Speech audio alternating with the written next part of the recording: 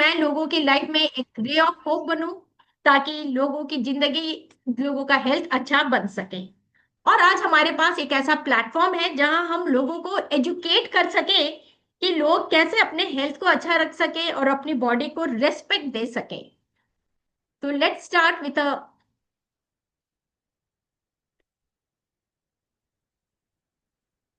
एक वीडियो के साथ हम You can सुनते have हैं। 1,000 problems in life until you have a health problem. And then you only have one. Everything else, money, relationships, stress, fades away in the shadow of it. Suddenly, the things you once worried about seem so small, because nothing else matters when your body or mind is screaming for help. Health isn't just something you have, it's everything. It's the ability to wake up and feel alive, to move freely, to laugh without pain, to breathe without struggle. But we take it for granted, don't we? Until it's gone, we don't truly understand how precious it is. When your health is compromised, every little thing becomes harder. Dreams get put on hold. Happiness feels distant. And life's colors start to fade. That's why taking care of yourself isn't a luxury. It's an act of love, a gift to your future self. Because when you're healthy, you can face anything. Without it, even the smallest battles feel impossible. Don't wait to lose it, to realize its value. Treasure it now while you still can. Right. तो अब आप ये बताओ मेरे को, आप लोग, कि आपका बॉडी आपका एसेट है या लायबिलिटी? आपकी हैबिट्स आपके आपका एसेट है या लायबिलिटी? आपकी एक्टिविटीज आपकी एसेट है या लायबिलिटी? और मेरे ख्याल से आप ये लास्ट तक जाते जाते इसका आंसर आपको जरूर मिल जाएगा कि आप आपका बॉडी आपका एसेट ही है, it's not a liability. Right. तो आज हम दिल की बात करेंगे, दिल से करेंगे। आप दिल से सुनेंगे और आपने दिल से फॉलो किया तो गारंटेड आपका दिल आपका साथ देगा।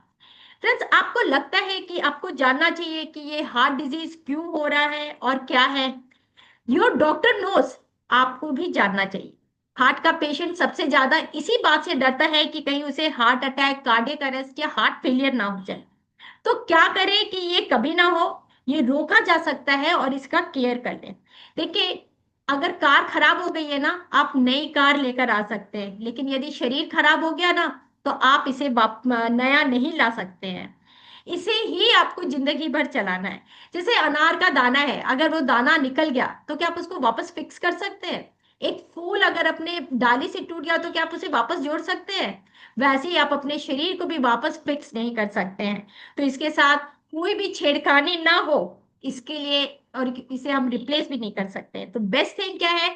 हमारा बॉडी अपने आप को हील कर सकता है। तो ये कुछ फैक्ट्स एंड फिगर्स है जहां आप देख रहे हैं कि कितना ज्यादा हमारे हेल्थ को प्रॉब्लम हो रही है। अगर ये आप तराजू देखें, तो यहाँ पे आप ये तराजू में पलड़ा देख रहे हैं। एक तरफ वर्ल्ड है और एक तरफ इंडिया है। 60% of heart patients are Indians. ये दिखाने का आपको मकसद ये है कि आपके दिल में अपने दिल के लिए थोड़ी रेस्पेक्ट बढ़े, क्योंकि हम इसे टेकन फॉर ग्रांटेड रखते हैं कि मुझे कुछ भी नहीं होगा। पता है आपको, यदि एक बार ब्रेन चला भी जाएगा ना, आप कोमा में चले जाएंगे लेकिन फिर भी आप जीवित रहेंगे। लेकिन यदि हार्ट चला गया तो फिर आप कुछ भी नहीं कर सकते हैं। Right.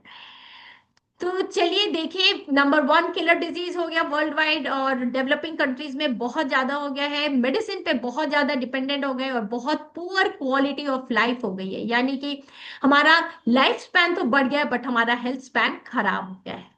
And all diabetics are predisposed to CVD. India already diabetic capital है। कहते हैं diabetes is the door opener of all disease. जहां पे आप एक बार डायबिटीज हो गया तो सारी बीमारियां अपने आप चली आती है। उसमें एक हार्ट का भी, हार्ट डिजीज भी एक है। तो 62% men, 46% women are diabetic. And India is already the diabetic capital.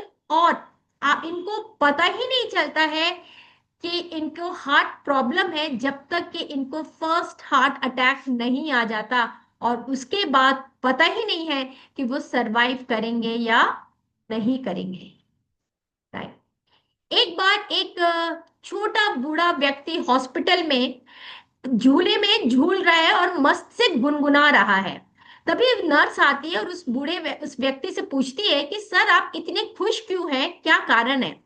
तो वो व्यक्ति कहता है कि मैं धूम्रपान करता हूँ, मैं शराब पीता हूँ, मैं एक्सरसाइज नहीं करता हूँ, मुझे चटपटा पसंद है और मुझे आराम बहुत पसंद है, इसलिए मैं बहुत खुश हूँ। तो वो कहती है तो फिर आपकी उम्र क्या है। तो वो कहता है मात्र 26 साल।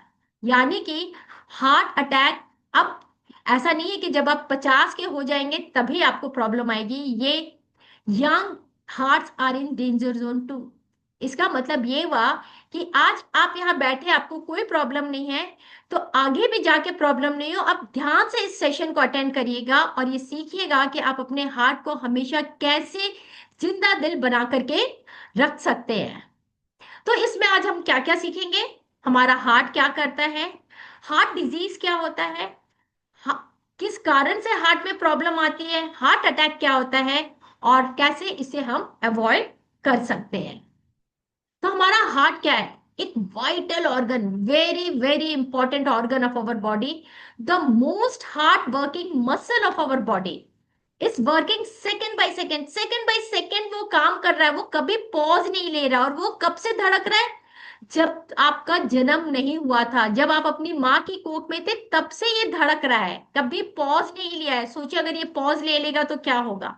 It pump 7,000 liters of blood every day, beating more than 2,500 million times within the course of lifetime, और सप्लाई करता है न्यूट्रिएंट्स और ऑक्सीजन रिच ब्लड को पूरे बॉडी पार्ट में और अपने आप को भी। तो हार्ट है तो लाइफ है ना। तो देखा कितना हार्ड वर्किंग है ये हमारा हार्ट। अब आपको पता चला क्यों आपको अपने दिल का ध्यान रखना है और क्यों इसको रिस्पेक्ट देने की आपको जरूरत है ना। तो हार्ट करता क्या है, हार्ट का फंक्शन क्या है। हार्ट के 4 चैम्बर्स होते हैं, right atrium, left atrium, right ventricle, left ventricle. ये बॉडी से डीऑक्सीजनेटेड ब्लड आता है राइट एट्रियम में, यहाँ से वॉल्व के थ्रू ये राइट वेंट्रिकल में जाता है, यहाँ से ये लंग्स में जाता है, लंग्स से ये ऑक्सीजन कार्बन डाइऑक्साइड छोड़ता है, वहां से ऑक्सीजन लेता है, फिर ये लेफ्ट एट्रियम में आता है वापस, फिर वहां से वॉल्व से ये लेफ्ट वेंट्रिकल में आकर के एक सबसे स्ट्रॉन्ग आउटा के थ्रू ये पूरे बॉडी में ऑक्सीजनेटेड ब्लड और न्यूट्रिएंट्स को पहुंचाता है। और ये प्रोसेस चलता रहता है, चलता रहता है, चलता रहता है। और इसीलिए heart 7,000 liters of blood pump करता है। ऐसा नहीं है कि हमारे बॉडी में 7,000 liters ऑफ ब्लड है, ये 7,000 liters ऑफ ब्लड करता है, पंप करता है, ऑल्टरनेटिवली कॉन्ट्रैक्ट करता है, रिलैक्स करता है, और थ्रू आउट द लाइफ ये ब्लड को पंप करता रहता है। और हार्ट को ब्लड कहाँ से मिलता है, हार्ट को भी अपने काम करने के लिए ब्लड चाहिए, न्यूट्रिएंट्स चाहिए, तो वो है कोरोनरी आर्टरी, जहां जो ब्लड हार्ट को ब्लड सप्लाई करता है। इसी कोरोनरी आर्टरी में जब प्रॉब्लम आती है तो सारे प्रॉब्लम स्टार्ट हो जाते हैं।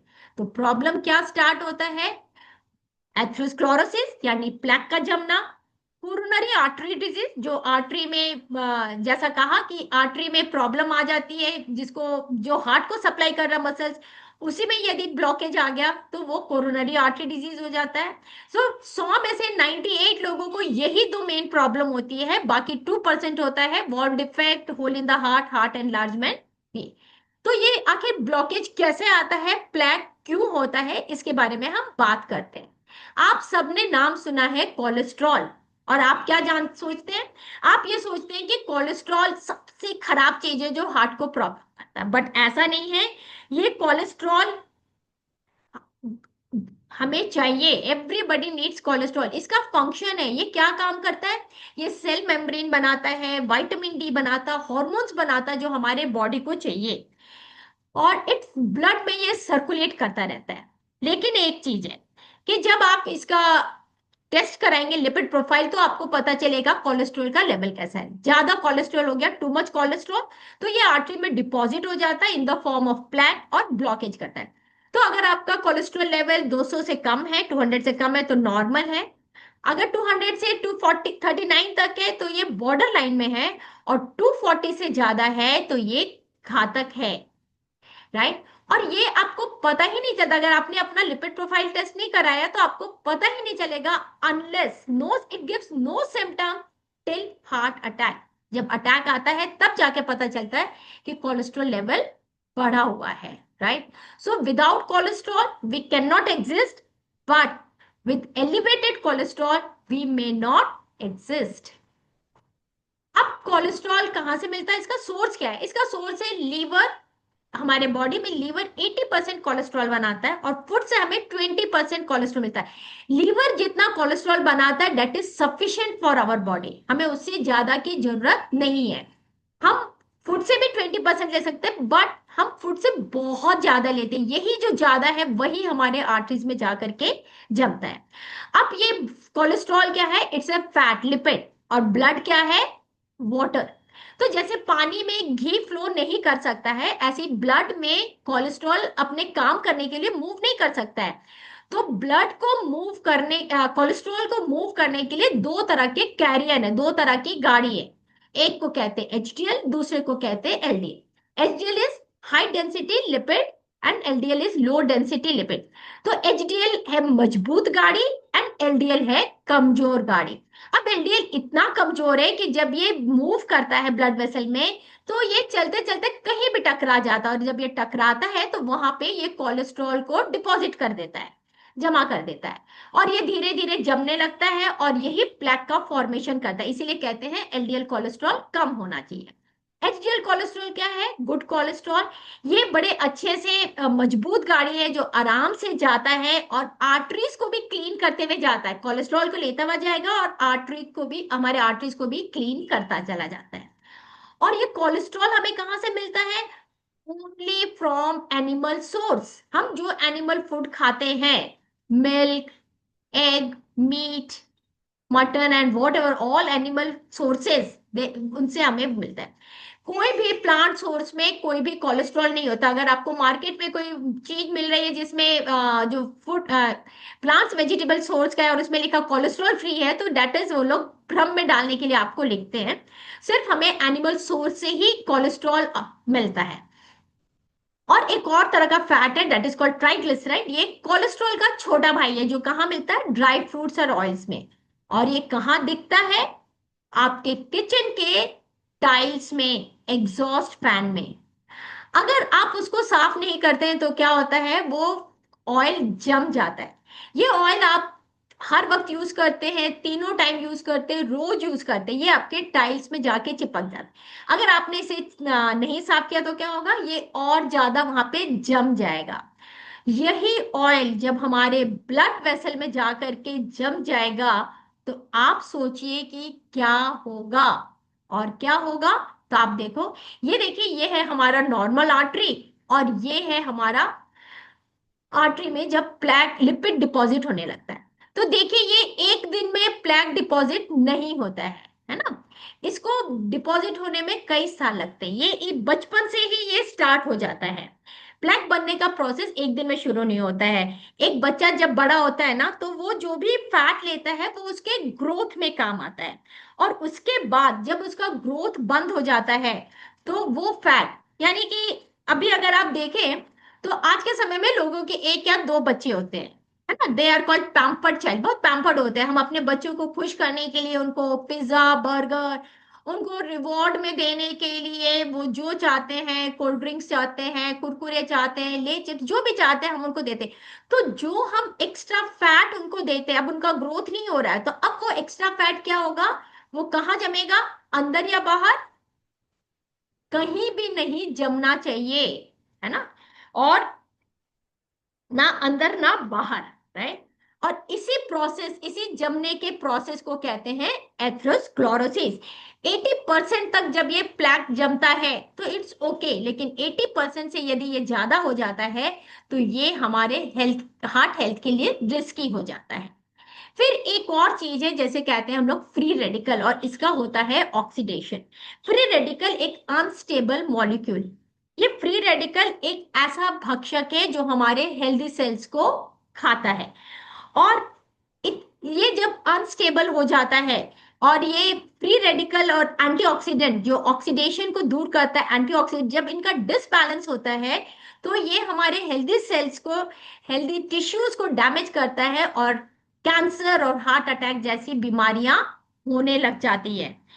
अब ये अब आपको मैं बताऊं, मान लीजिए एक, अब जाड़ा आ रहा है ना, आपको ठंड लगेगी, अब आप एक फायर प्लेस है, ठीक है, एक फायर प्लेस है और उसके पास एक कारपेट लगा हुआ है।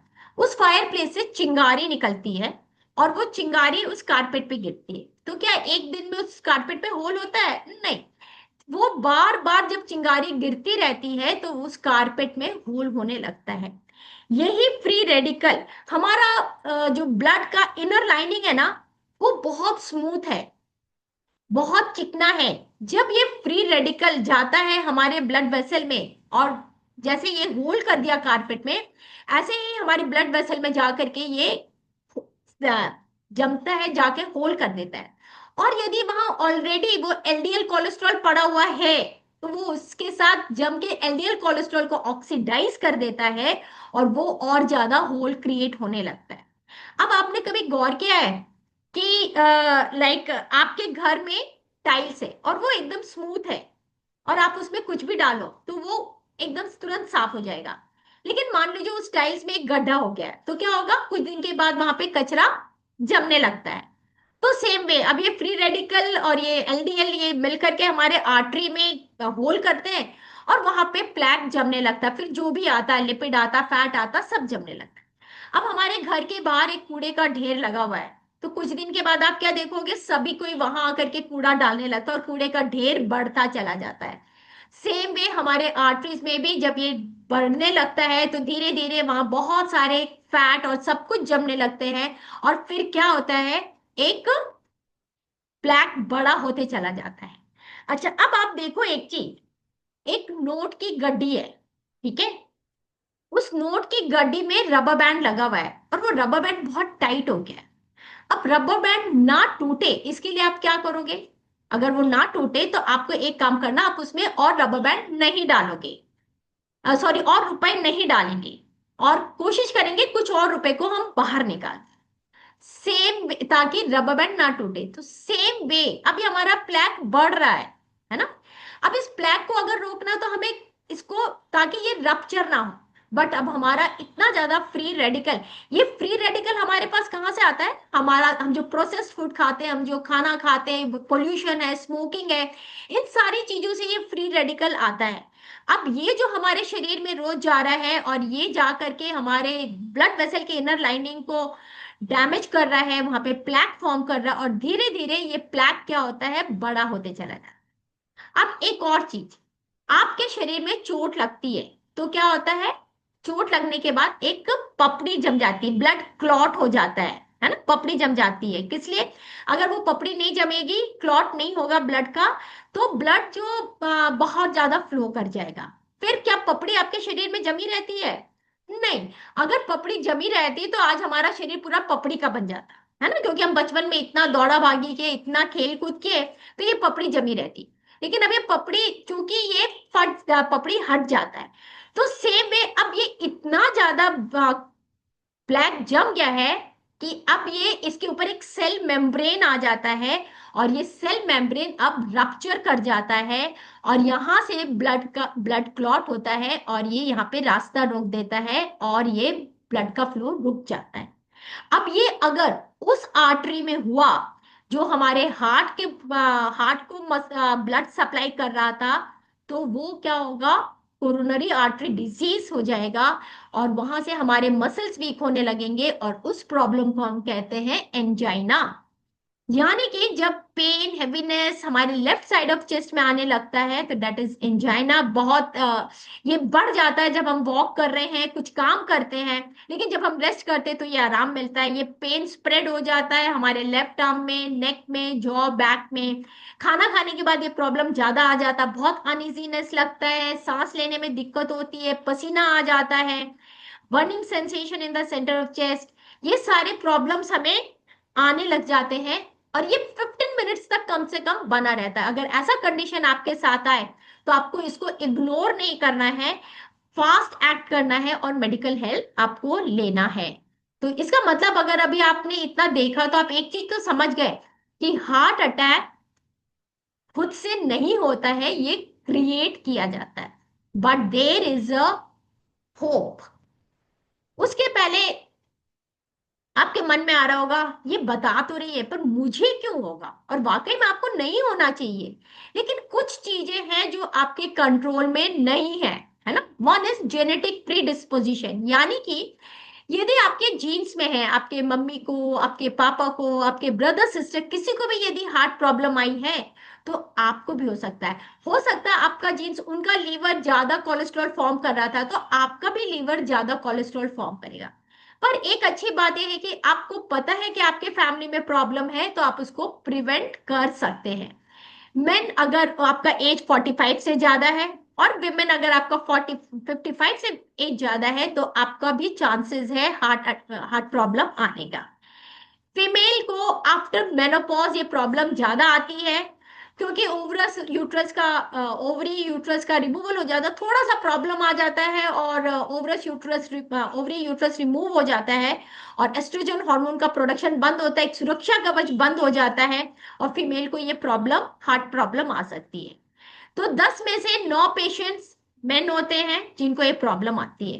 एंड देन वी इंडियंस, मतलब एशियंस का अगर देखा जाए तो हाइट एंड बोन डेंसिटी ये सब कम होता है कंपेयर टू अमेरिकन्स, राइट। तो इसलिए हमारे में हम जो कुछ भी खाएंगे हमको प्रॉब्लम जल्दी आएगी।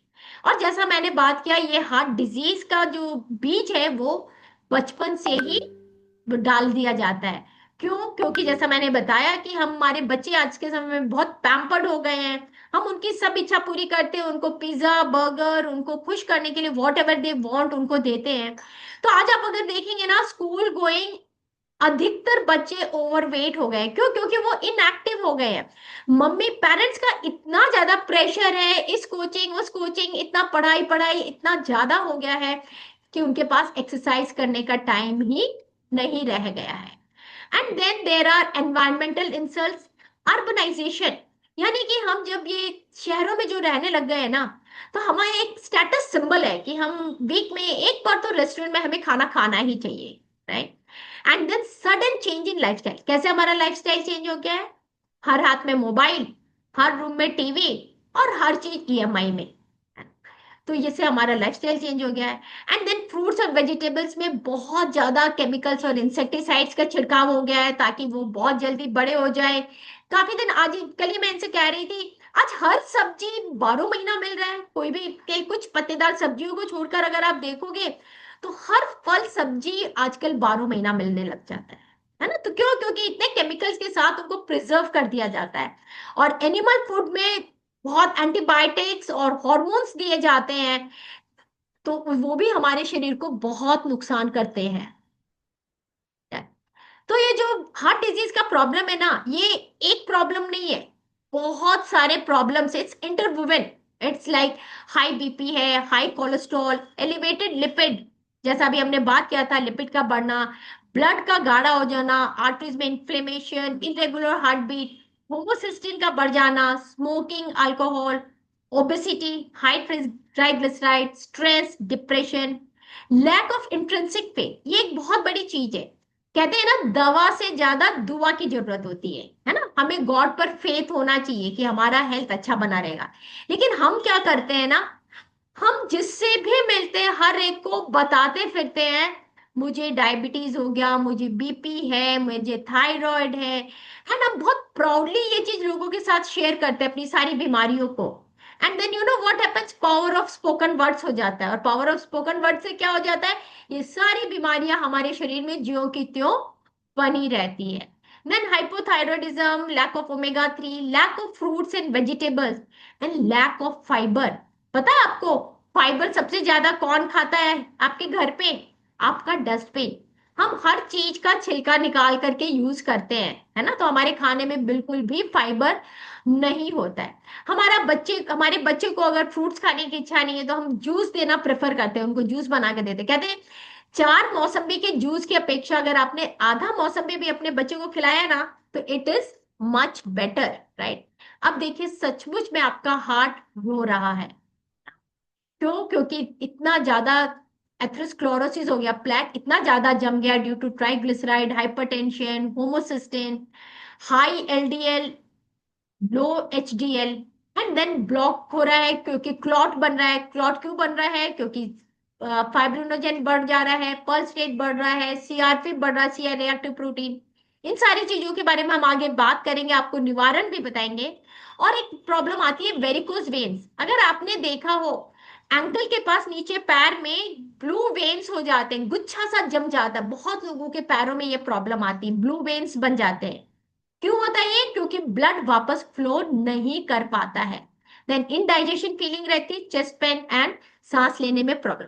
तो ये हार्ट आपका रो रहा है कि इसको बहुत तकलीफ है, और हम उसके बाद भी इसको समझते नहीं है, इसको और तकलीफ देते रहते हैं, और इसका रिस्पेक्ट भी नहीं करते हैं।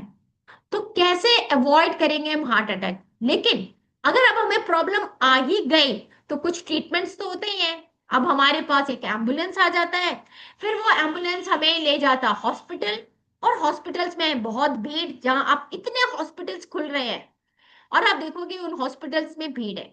और फिर डॉक्टर आपका करेगा angiography. Angiography a very painful process. एक वायर आपके शरीर के अंदर में डाला जाता है, उसमें कैमरा डाल करके जो देखता है कि कितना ब्लॉकेज है उसमें। और ये वेरी पेनफुल, और आपको पता ही नहीं वो रीडिंग सही है क्या नहीं है, और डॉक्टर आपको सीधे बोलता है अब आपको तुरंत एंजियोप्लास्टी कराना होगा, या स्टंट लगवाना होगा, या बाईपास सर्जरी करना होगा, और फिर आपको लाइफ टाइम मेडिसिन में वो डाल देता है। बट हम यहाँ क्यों बैठे हैं? टू गिव यू होप कि सब कुछ ठीक हो सकता है। तो let's see what a doctor says. Every fourth adult individual is going to become a heart patient from few years from now.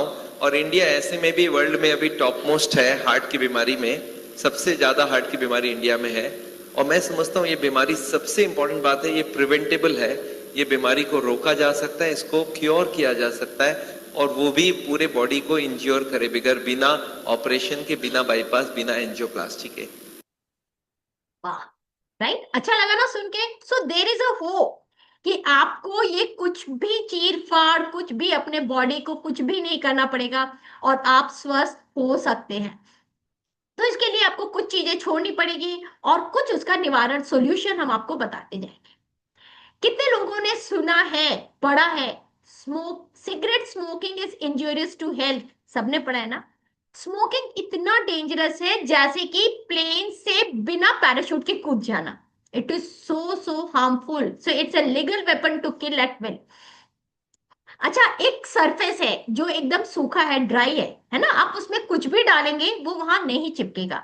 लेकिन अगर आपने वहां पे गम लगा दिया, तो अब आप कुछ भी डालोगे वो चिपक जाएगा। ये सिगरेट स्मोकिंग यही करता है, हमारे इनर लाइनिंग जो है ब्लड वेसल का, उसको स्टिकी बना देता है। स्टिकी बन गया तो अब जो भी चीज, जो भी ट्राइग्लिसराइड है, वो लिपिड है, एलडीएल है, सब कुछ वहां जा करके जमने लगता है, और ये धीरे धीरे प्लेक बनाने लगता है। राइट? तो it is a very premier risk factor of sudden cardiac disease. कहते हैं 1 in every 10 सीवीडी जो डेथ होती है, 10 में से एक ड्यू टू स्मोकिंग होता है। And according to W H O, tobacco is the second major cause of death in the world. इतना ज्यादा ये घातक है।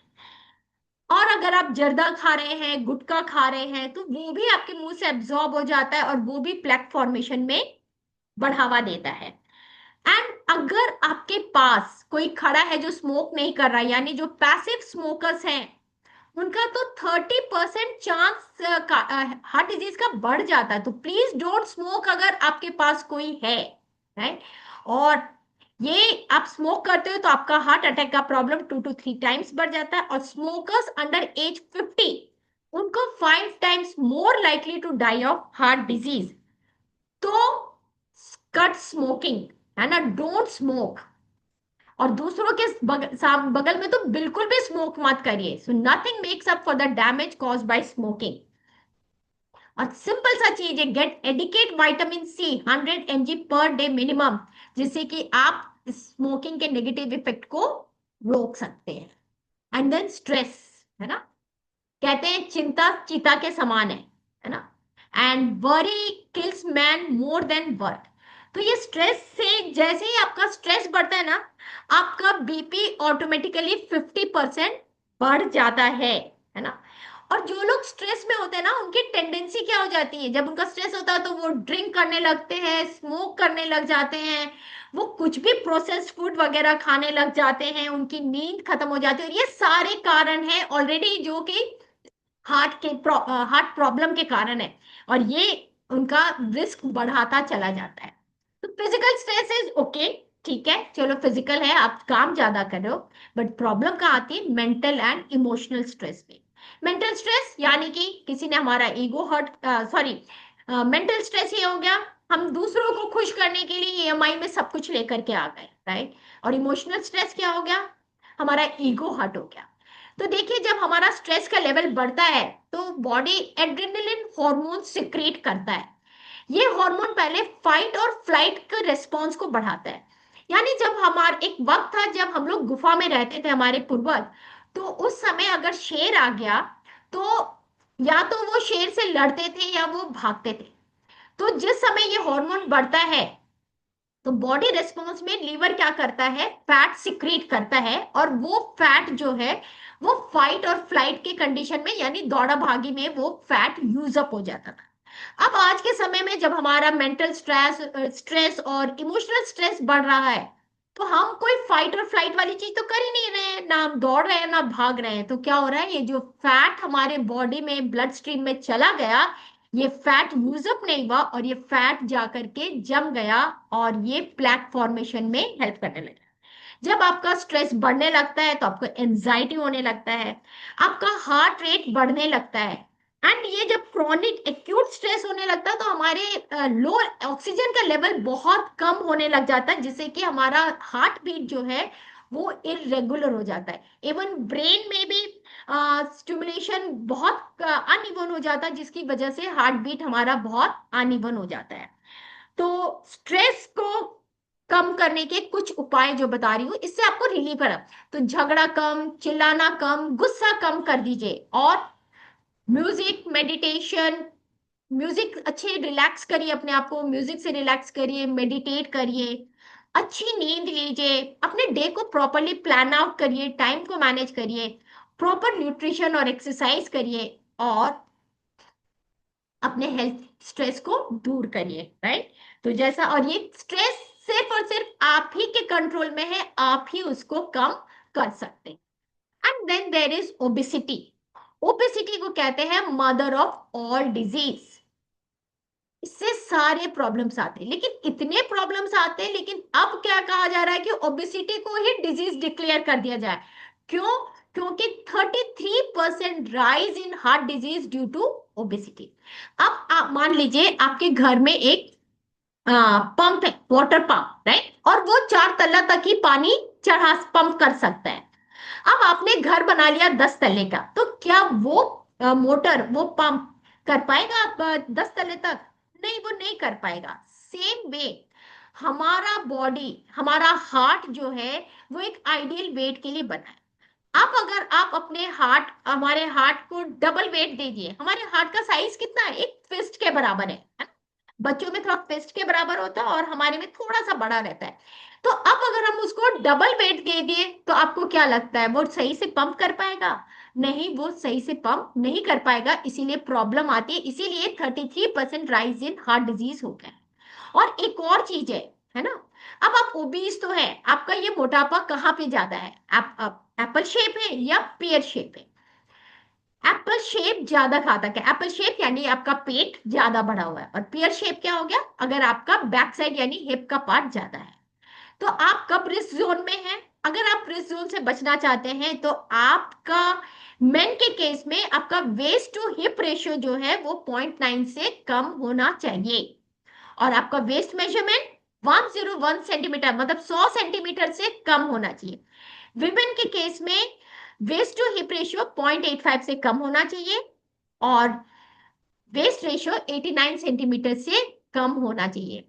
तो आपको अपने वेट को कंट्रोल करना बहुत ज्यादा जरूरी है, तब आप अपने हार्ट को भी अच्छा रख पाएंगे। And then homocysteine. अभी तक हम ये जान रहे थे मतलब हम सब यही जानते हैं कोलेस्ट्रॉल ये सबसे खराब चीज है जो हार्ट प्रॉब्लम को जन्म देता है, बट ऐसा नहीं है ना? ये होमोसिस्टिन एक राइजिंग स्टार है जो अभी हार्ट डिजीज को बढ़ने में एक बहुत बड़ा कारण है। अब ये होमोसिस्टिन है क्या? आप सबने नाम सुना है एसेंशियल अमाइनो एसिड्स का, है ना? बोलते हैं 9 एसेंशियल अमाइनो एसिड है, उसी में एक है मिथ्योनाइन। मिथ्योनाइन का जब मेटाबॉलिज्म होता है तो होमो एक बाई प्रोडक्ट फॉर्म होता है, दैट इज कॉल्ड होमोसिस्टिन। और मिथ्योनाइन इज फाउंड इन किस में मिलता है? मिथ्योनाइन मीट में, एग में, मिल्क, चीज, व्हाइट फ्लोर, कैन फूड, डब्बा बंद खाने एंड हाईली प्रोसेस्ड फूड में मिलता है। तो मिथुनाइन का जरूरत है हमें हमारे बॉडी के लिए सरवाइव करने के लिए। और मिथुनाइन क्या करता है? ये जो होमोसिस्टिन बनता है, ये होमोसिस्टिन बॉडी जो है होमोसिस्टिन को वापस कन्वर्ट करता है सिस्टिन एंड मिथ्योनाइन में। लेकिन कब कन्वर्ट करता है? जब बॉडी में हमारे पास विटामिन B6, B12 और B9 हो। अगर ये नहीं है तो होमोसिस्टिन का लेवल ब्लड में बढ़ता चला जाएगा। माइल्ड, अगर हल्का होमोसिस्टिन का लेवल बड़ा है तो वो क्या है, जा करके वो ब्लड में बढ़ेगा। और ये होमोसिस्टिन क्या करता है ना, जब ब्लड में बढ़ा और वहां पर एलडीएल कोलेस्ट्रॉल पहले से ही है ना, वो तो कमजोर है, वो ऑलरेडी है वहां पे, उससे जाकर के पंगा लेता है और उससे भिड़ता है और एलडीएल के साथ और जाकर के वहां पे वो जम जाता है और प्लेक बढ़ता चला जाता है। और जब ये माइल्डाइज होता है तो रिस्क बढ़ता है। लेकिन हाई होमोसिस्टिन लेवल क्या है? जैसे कि आप एक सिगरेट का पैकेट पी रहे हो एक दिन में, that is high homocysteine level.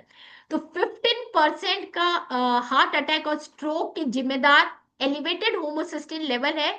In spite of कि आपका कोलेस्ट्रॉल लेवल कम रह सकता है। अगर आपका कोलेस्ट्रॉल लेवल कम है लेकिन होमोसिस्टिन का लेवल बढ़ा हुआ है तो आपका हार्ट अटैक और स्ट्रोक का चांसेस ज्यादा बढ़ जाता है।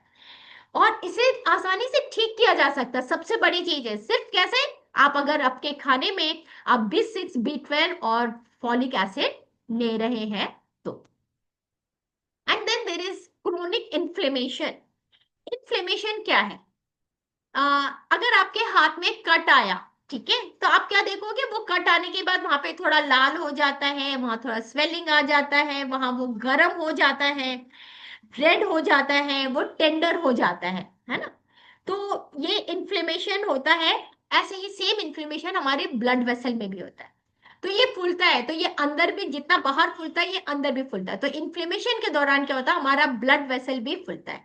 और जब ये फूलता है तो ये अंदर से स्टिकी होता चला जाता है, क्योंकि वो वहां पे वो डब्ल्यूबीसी को अटैच करता है, डब्ल्यूबीसी वहां जाके अटैच होता है सो दैट डब्ल्यूबीसी ब्लड के थ्रू उस जगह पे जाए जहां पे इंफेक्टेड एरिया और उसको ठीक कर सके। लेकिन अगर ये क्रोनिक हो गया, ये बार बार ये चीज हो रहा है, तो वहां का मसल और टिश्यू वीक हो जाता है। और जिससे कि आपका जो एक सीआरपी लेवल होता है, सी रिएक्टिव प्रोटीन, ब्लड में वो इंडिकेट करता है कि कितना ज्यादा आपका इन्फ्लेमेशन बढ़ गया है। तो अगर ये प्रोसेस हमेशा बढ़ता रहेगा, कंसिस्टेंट क्रॉनिक इन्फ्लेमेशन होता रहेगा, तो वहां पे वो लोग जो टिश्यूज है वो वर्क नहीं करेंगे, आपका सीआरपी लेवल बढ़ता चला जाएगा। तो हो सकता है आपका कोलेस्ट्रॉल लेवल ठीक हो, लेकिन अगर आपका एलिवेटेड सीआरपी लेवल है और उसके साथ साथ मान, तो क्या होगा, आपका ब्लड क्लॉटिंग वगैरह बढ़ता जाएगा और आपका प्लेक का फॉर्मेशन भी होता जाएगा। तो इंस्पाइट ऑफ दिस, मतलब नॉर्मल कोलेस्ट्रॉल लेवल है लेकिन फिर भी सीआरपी लेवल बढ़ा है, तो आपके हार्ट डिजीज में प्रॉब्लम आएगा, राइट? एंड देन सिर्फ आपको इसके लिए बड़ी आसान सी चीज करनी है कि natural anti inflammatory like omega 3 अगर आप रोज लेंगे तो आपका इन्फ्लेमेशन कंट्रोल में रहेगा। And then it's high blood pressure. Blood vessel को आप एक पाइप मान लो, ठीक है? जैसे हम प्लांट्स में पानी डालते हैं ना, तो जो पाइप है, तो हम कैसे पानी डालते हैं, पाइप को आधा बंद करते हैं और वो पाइप से जो पानी निकलता है वो खूब प्रेशर से निकलता है और हम प्लांट्स में डालते हैं। सेम में जब ये प्लेक हमारे ब्लड वेसल में जमता है तो हमारा आर्टरी पतला हो जाता है, नैरो हो जाता है, उसका मुंह नैरो हो जाता है। तो अब जो ब्लड निकल करके आता है तो वो बहुत प्रेशर के साथ निकल के आता है, that is called high blood pressure. अब अगर ये पाइप को कंटिन्यूस हम वैसे ही पकड़ के रखे रहे, वो उसको आधा बंद करके और वो प्रेशर बनता रहे, तो कुछ दिन के बाद आप देखेंगे कि वो पाइप जो है ना वो अंदर से क्रैक आ रहा है उसमें। सेम में हमारा बीपी जब ये बढ़ता चला जाता है ना, हाई ब्लड प्रेशर, तो हमारे ब्लड वेसल में भी अंदर से क्रैक आने लगता है। और जब क्रैक आता है तो और कोलेस्ट्रॉल जमा होने लगता है वहां पर, है ना। So there is a consistent relationship between increase blood pressure and development of cardiovascular disease. तो अगर कितना हमारा बीपी होना चाहिए, कहते हैं नॉर्मल बीपी 120/80।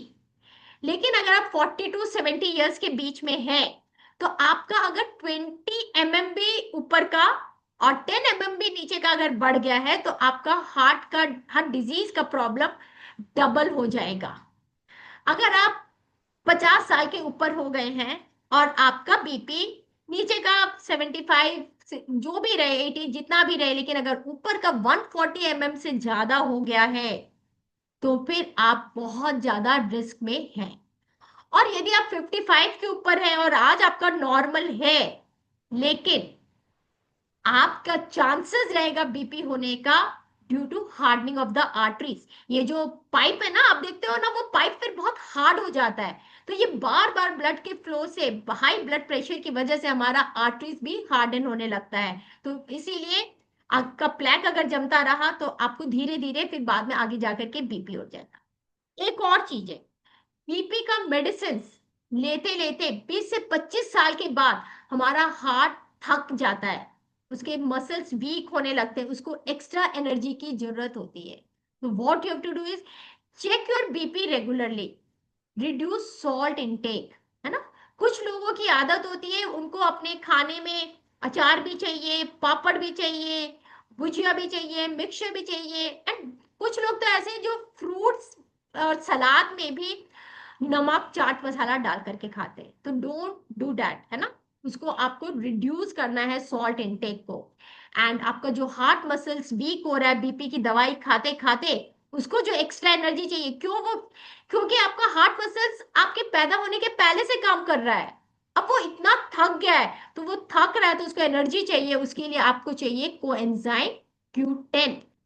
राइट। और ये जो हमने बात की थी लिपिड्स की, है ना, cholesterol, HDL, LDL, VLDL, triglyceride, तो ये आपको कहाँ से पता चलेगा? इसके लिए अपना लिपिड प्रोफाइल का टेस्ट कराइए। और अपने खाने में ओमेगा 3 बढ़ाना है, एसेंशियल फैट, और रिड्यूस करना है omega 6 and other harmful saturated fats. And then safe fats, olive oil और पीनट ऑयल यूज करना है। घी ऐसा चीज है जिसमें कोलेस्ट्रॉल भी है और ट्राइग्लिसराइड भी है, तो घी अच्छा है अगर आप घर पे खुद वो कर रहे हैं, लेकिन लिमिट उसका भी होना चाहिए। राइट। तो एलिवेटेड लिपिड भी आपके हार्ट को प्रॉब्लम कर सकता है। And then healthy heart. Right.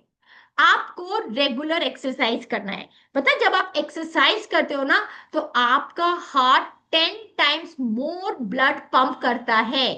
तो आपका हार्ट उससे क्या है, ज्यादा हेल्दी बना रहता है। तो regular cardiovascular exercise for 30 minutes daily cardio protective है, आपके हार्ट को अच्छा बना के रखता है, जिससे कि हार्ट को कम मेहनत में ज्यादा पंप कर पाता है, ज्यादा कार्बोहाइड्रेट्स और फैट को बर्न करता है, स्टेमिना बढ़ता है, and body is able to extract more blood, right, more nutrients from the blood, body को मिल पाता है।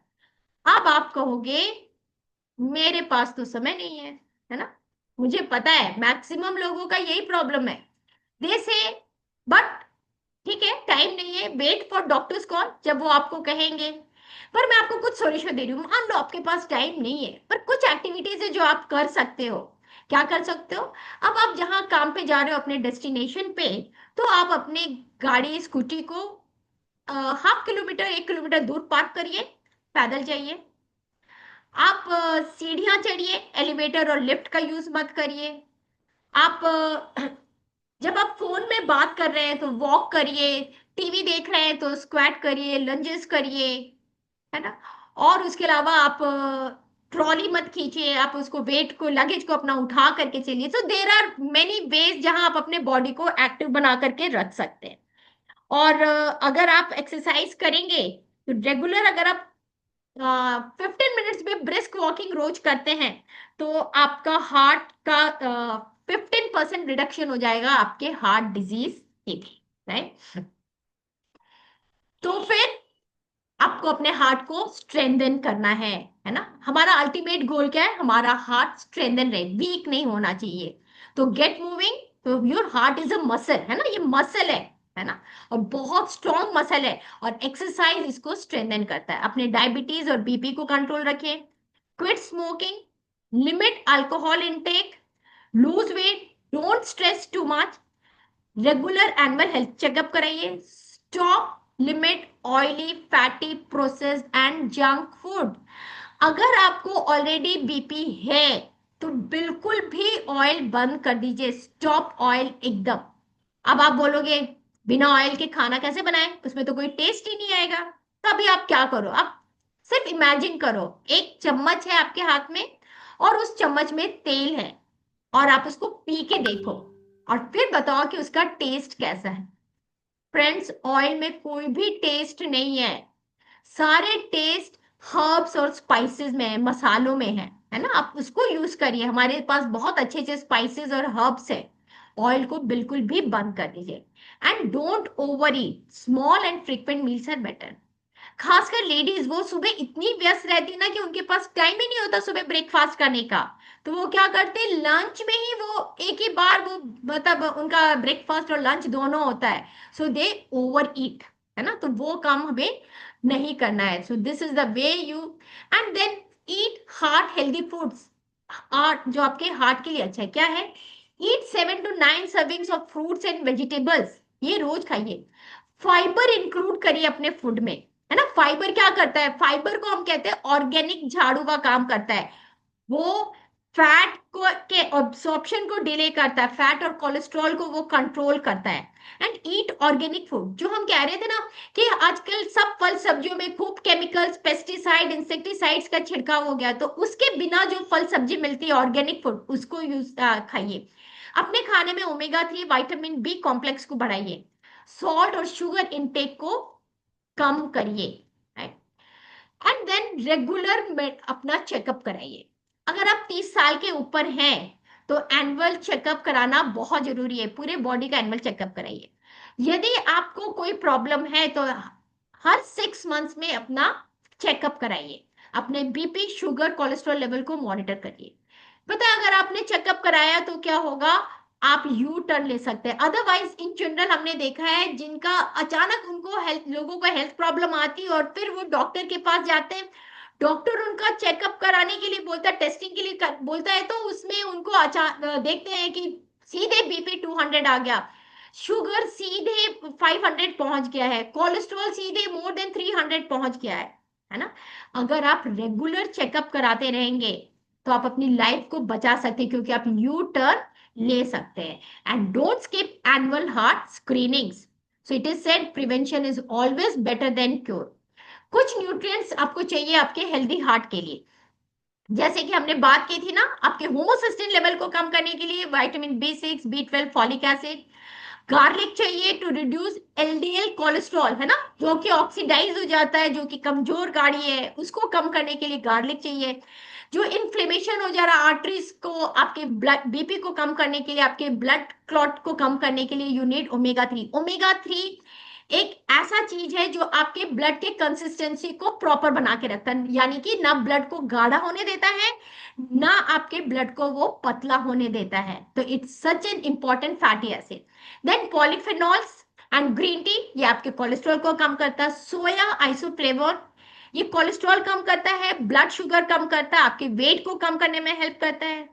एंड देन कोएंजाइम Q10, जो हमने बात की ना, आप इतने साल बीपी की दवाई खाते खाते आपका हार्ट मसल्स वीक हो जाता है, तो you need extra energy. Coenzyme Q10 आपको चाहिए, जो आपके हार्ट को स्ट्रॉन्ग बनाएगा, आपके बीपी को कंट्रोल करेगा एंड आपके हार्ट बीट को रेगुलराइज करेगा। और जो फाइबर की बात है, ये एलडीएल को बढ़ने से रोकेगा, आपके फैट और कोलेस्ट्रॉल को कंट्रोल करेगा। एंड देन जो फ्री रेडिकल का ऑक्सीडेशन हो रहा था, तो एंटीऑक्सीडेंट चाहिए, that is in vitamin C। अब ये न्यूट्रिएंट्स आपको चाहिए आपके हेल्दी हार्ट के लिए, ये अब आप कहाँ से लेकर आएंगे। आप कहेंगे आपके खाने से, तो नहीं, आपके खाने से तो आपको वो मिल ही नहीं रहा है, क्योंकि हमारे खाने में ही न्यूट्रिशनल डेफिशिएंसी हो गई है। कहते हैं मिट्टी में भी इतना केमिकल चला गया है कि मिट्टी का न्यूट्रिएंट भी सिर्फ 25% ही रह गया है। उस पर से हम जो भी फल सब्जी वगैरह खा रहे हैं सब में इतने इंसेक्टिसाइड पेस्टिसाइड्स आ रहे हैं। तो prolong deficiency of these nutrient जो हमें चाहिए, जो हम अपने खाने से जितना हमें चाहिए, अगर वो हमें नहीं मिल रहा है तो आज के समय का जितना मेजर हेल्थ इश्यूज है वो सारे प्रॉब्लम हमारे सामने आ रहे हैं। तो जितना हमें चाहिए हमें नहीं मिला, और हम जो खा रहे हैं तो एक जो ये गैप हो जा रहा है ना, डाइट गैप, ये डेफिशिएंसी सारी बीमारी को वो कर रही है। और इसी गैप को भरने के लिए हमें चाहिए दैट इज कॉल्ड सप्लीमेंट्स। और कौन से सप्लीमेंट्स चाहिए हमें? One which is Pioneer in nutrition, यानी कि जो सरताज है ना। और कैसा है वो? यानी कि जिसके पास 90 इयर्स का एक्सपीरियंस है। न्यूट्रीलाइट जिसका हम लोग 20 मोर देन 20 इयर्स से जिसका हम रेगुलर सेवन कर रहे हैं, जिस और यहाँ बैठा कोई भी व्यक्ति अभी 90 इयर्स का नहीं होगा, आई नो डैट, है ना। तो उससे ज्यादा का जो ये 90 इयर्स का ये न्यूट्रीलाइट है जो कि 90 इयर्स से लोगों को हेल्थ और वेलनेस दे रहा है। और कैसा सप्लीमेंट है वो? ये वो सप्लीमेंट है जो एनएफएसयू यानी कि नेशनल फॉरेंसिक साइंस यूनिवर्सिटी से ट्रस्टेड है, सर्टिफाइड है, जो ये कह रहा है कि this is very safe, it is tested and trusted bye consumers and very safe for sports person. तो वैसा सप्लीमेंट्स हम बात कर रहे हैं जो आप सही सप्लीमेंट्स लेंगे। और क्या है वो सप्लीमेंट? जैसा मैंने कहा, omega 3 which is good for heart, good for health. Coenzyme Q10 जो जिसकी बात हमने की, जो आपके एनर्जी, आपके एक एक सेल्स को वो एनर्जी प्रोवाइड करेगा, आपके हार्ट सेल्स अच्छे रहेंगे। एलडीएल कोलेस्ट्रॉल को कम करने के लिए यू नीड गार्लिक, आपके कोलेस्ट्रॉल को कंट्रोल करने के लिए यू नीड CH बैलेंस, आपके होमोसिस्टिन लेवल को कम करने के लिए विटामिन बी, आपको एंटीऑक्सीडेंट के रूप में चाहिए vitamin C, and then you need आपको चाहिए प्रोटीन, है ना। This is all plant protein. ये ऑल प्लांट प्रोटीन क्या है? ये एनिमल सोर्स का प्रोटीन नहीं है, ये ऑल प्लांट प्रोटीन है। यानी कि ये आपके कोलेस्ट्रॉल को कंट्रोल करेगा, आपके वेट को कंट्रोल करेगा, आपके शुगर को भी ये कंट्रोल करने में हेल्प करेगा। एंड देन ग्रीन टी, जिसमें प्रोटीन विद ग्रीन टी, जिसमें प्रोटीन ग्रीन टी है, पॉलीफेनॉल्स है। एंड देन जो मैंने बात की कि आपको 7 से 10 सर्विंग्स के फ्रूट्स और वेजिटेबल्स खाना चाहिए, उसके लिए we have concentrated fruits and vegetables. And then fibre जो कि हमारे गट हेल्थ को तो अच्छा करेगा, ये हमारे एलडीएल कोलेस्ट्रॉल को रोकेगा, डिले करेगा फैट के एब्जॉर्प्शन को हमारे बॉडी में। एंड देन हम जो बात कर रहे थे कि आपको तेल बंद कर देना चाहिए। जब हम तेल बंद करने की बात करते हैं, डॉक्टर्स भी कहते हैं, तो लोग आ जाते हैं बॉयल खाने पे। और जब बॉयल खाना आप खाते हो तो वो बिल्कुल भी स्वाद नहीं लगता है, इसलिए वापस लोगों को ऑयल में आना पड़ता है। तो हमारे पास एक ऐसा कुकवेयर है, प्रीमियम रेंज ऑफ कुकवेयर, जिसमें हम जीरो ऑयल में कुकिंग कर सकते हैं, जिसमें हमें खाने में पूरा टेस्ट और न्यूट्रिशन सभी कुछ मिल सकता है, राइट। कुछ मिथ्स और फैक्ट्स है अबाउट हार्ट हेल्थ। कुछ लोग कहते हैं कि हार्ट डिजीज सिर्फ मेन को होता है। ऐसा नहीं है, ऑफ कोर्स मेन को ज्यादा होता है, लेकिन विमेन को भी होगा। जैसे मैंने बताया, आफ्टर द एज ऑफ 55 जब यूट्रस ओवरी रिमूव हो जाता है, मेनोपॉज हो जाता है, तो विमेन को भी हो सकता है। यंग लोग सोचते हैं कि अभी हम यंग हैं, हम सेफ हैं, इट्स वेरी गुड। लेकिन लाइफस्टाइल हैबिट्स तो बचपन से ही आ जाती है। तो अगर आप अपने लाइफस्टाइल हैबिट्स को अच्छा रखेंगे तो आप अपने हार्ट को अच्छा रख सकते हैं। कुछ लोगों का कहना है कि I have no symptoms so I am healthy, but you never know, आपको सिम्टम नहीं दिख रहा है, बट साइलेंट हार्ट फेलियर भी होता है। तो इसीलिए आपको सचेत रहने की जरूरत है। कुछ लोग कहते हैं सप्लीमेंट्स तो मेडिसिन से। बहुत लोग हमारे पास जब उनको प्रॉब्लम आती है देन दे कम एंड से कि आप हमें बताइए क्या है। But medicine are for sick and supplements are for everyone, तो ये सबको लेना है। Now it's time to go for checkup. लेकिन किसके पास आप जा रहे हैं? डॉक्टर के पास। देखिए ये आर्टिकल क्या कह रहा है, ये कह रहा है doctors have higher cholesterol, greater incidence of high blood pressure and more abdominal fat than the general population। लोगों से ज्यादा डॉक्टर्स को प्रॉब्लम आ रही है। अभी यहाँ अरविंद में बैठे वो बता रहे थे कि उनका बेटा जहाँ बायो में कोचिंग करता है वहाँ डॉक्टर ही पढ़ाते हैं, और वो डॉक्टर का खुद का बहुत पेट निकला हुआ है क्योंकि वो बहुत नॉन वेजिटेरियन खाना खाते हैं, and he says he loves non veg खाना, और उनका पेट बहुत निकला हुआ है। और अभी अचानक वो आफ्टर दुर्गा पूजा उनका देखा गया कि वेट अचानक कम हो गया। तो क्यों कम हुआ, उन्होंने बताया कि हॉस्पिटल में दुर्गा पूजा के दौरान में बहुत सारे ऐसे पेशेंट्स आए हार्ट अटैक के, हार्ट प्रॉब्लम के, जिनको नॉनवेज बहुत ज्यादा खा रहे थे।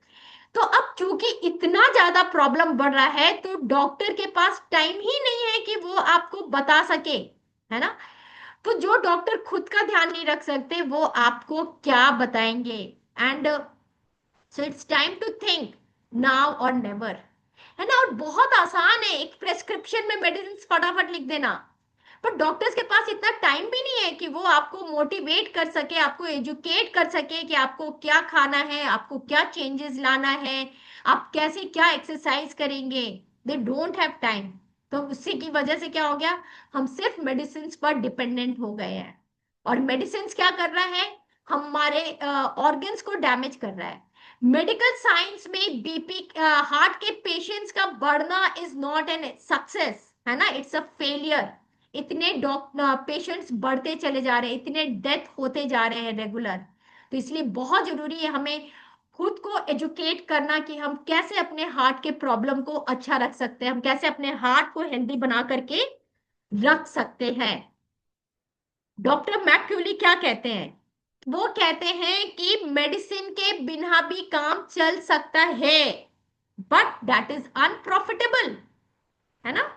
लेकिन क्योंकि डिजीज को प्रिवेंट करने से कोई आमदनी नहीं होती है, कोई प्रॉफिट नहीं बनता है। Medicine and treating critical advance stages of diseases से ही प्रॉफिट बनता है। आप बीपी की दवाई खाए जा रहे हैं, खाए जा रहे हैं, बरसों से खा रहे, पर आज तक आपका बीपी ठीक नहीं हुआ। आपका बीपी अभी भी फ्लक्चुएट कर रहा है, वो कभी भी नॉर्मल नहीं हुआ, ऊपर नीचे चला जा रहा है, और आप खाए जा रहे हैं। फिर ये क्यों नहीं ठीक हुआ, आप जस्ट थिंक अबाउट इट कि आप क्या खा रहे हो, है ना। और आप उसे जिंदगी भर खाते रहोगे। तो a good exercise program, healthy diet, high quality nutritional supplements is the absolute best way you can protect your heart health and try to regain your after you have lost it. अभी भी अगर आपने कुछ loss किया है तो आप उसको वापस ठीक कर सकते हो। हमने देखा है कि बहुत सारे हार्ट पेशेंट्स यहाँ से सही ये सब प्रोसेस फॉलो किए तो उनका हार्ट हेल्दी हार्ट हो गया। And prevention is better than cure जैसा आप ये दवाई खाते खाते हमने देखा है लोग बीपी की दवाई खाते खाते फाइनली हार्ट अटैक तक पहुंच ही जाते हैं। उनको फिर वो बाई सारी ट्रीटमेंट्स, वो बाईपास सर्जरी, वो एंजियोग्राफी, एंजियोप्लास्टी, सब चीज में चले जाना पड़ता है। आज के समय में कितना खर्चा पड़ जाता है एक बाईपास सर्जरी का, कम से कम 5 लाख। लेकिन उसके पहले उतना पहुंचने के पहले आप कितने सारे टेस्टिंग कराते हो, टीएमटी कराते हो, ईसीजी कराते हो। अभी रिसेंट मेरी मम्मी ने ईसीजी कराया, इट वाज मोर देन 5,000, है ना, तुरंत का। तो इतने मेडिसिन आप डॉक्टर के पीछे दौड़ते रहते हैं, मेडिसिन खाते रहते हैं, यानी 10 लाख आप उसको बैंक में जमा कर दो।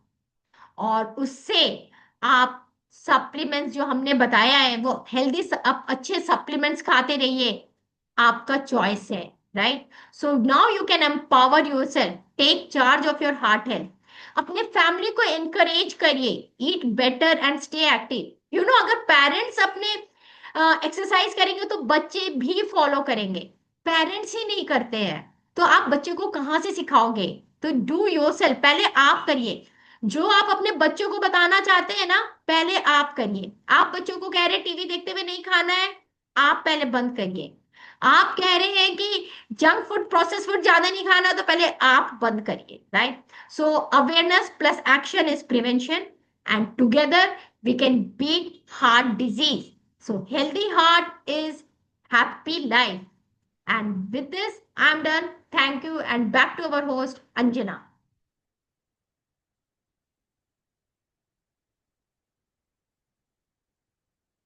Wow, wow, wow.